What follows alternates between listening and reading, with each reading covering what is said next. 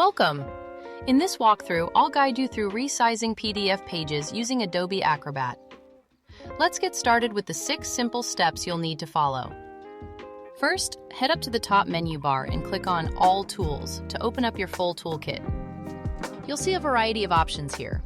Go ahead and choose Organize Pages to access the page management features.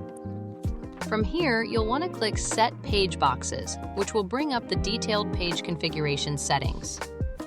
Here's where you can customize your page size. You have 2 options.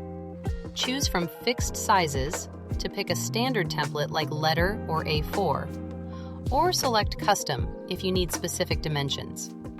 Just configure whichever works best for your needs. When you're happy with your settings, go ahead and click OK to save and apply those changes. Perfect! Your PDF pages have now been resized to match your specifications. You'll see the new dimensions reflected in your document right away. That's all there is to it. You now know how to resize PDF pages in Adobe Acrobat. Feel free to go through this walkthrough again anytime you need a refresher.